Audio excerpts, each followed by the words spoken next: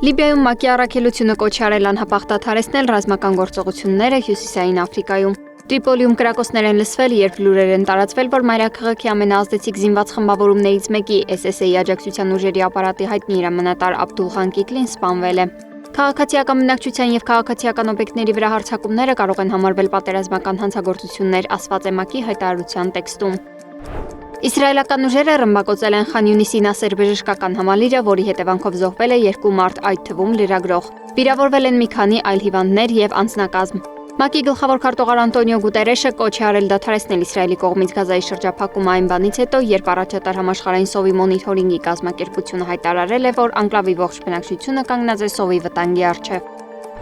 Հնդկաստանի վարչապետ Նարենդրա Մոդին հայտարարել է, որ Հնդկաստանը դադարեցրել է Պակիստանի դեմ ռազմական գործողությունները, սակայն ահաբեկչական գործողություններն անպատիժ չեն մնալու։ Այս մասին նա հայտարարել է անցյալ շաբաթ տեղի ունեցած կատաղի ռազմական բախումից հետո, որը սպառնում էր վերածվել միջուկային զենք ունեցող հարևանների միջև 5-րդ լայնածավալ պատերազմին։ Մոդին հայտարարել է, որ Հնդկաստանը կպատասխանի իր սեփական պայմաններով, եթե ապագայում երկրի վրա որևէ ահաբեկչական հարձակում լինի։ Հնդկաստանն ու Պակիստանը ժամանակավոր հրադադար են կնքել, սակայն երկու կողմերն էլ նշում են, որ այն երկար չի տևի։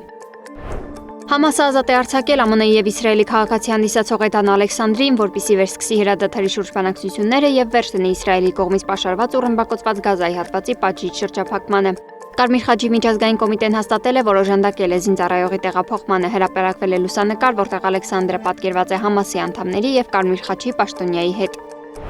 Մոսկվան դեռևս չի հայտարարել, թե արդյոք Ռուսաստանի նախագահ Վլադիմիր Պուտինը կմասնակցի Ուկրաինայի նախագահ Վլադիմիր Զելենսկուի հետ 5-շաբթի օրը Ստամբուլում նախատեսված եւ Կիևի կողմից շաբաթավերջին առաջարկված ուղիղ բանակցություններին։ Առաջնորդները չեն հանդիպել 2019 թվականի դեկտեմբերից ի վեր։ ԱՄՆ նախագահ Դոնալդ Թրամփը հայտարարել է, որ մտածում է Ստամբուլ մեկնելու մասին Պուտին-Զելենսկիի հնարավոր բանակցություններին մասնակցելու համար։ Չգիտեմ, թե որտեղ եմ լինելու 5-շաբթի, այնքան շատ հանդիպումներ ունեմ, բայց մտածում էի այնտեղ թռչելու մասին։ Կարծում եմ դա հնարավոր է, եթե կարծեմ, որ ինչ-որ բան կարող է պատահել։ Մի թերագնահատեք 5-շաբթին Թուրքիայում, ասել է նա։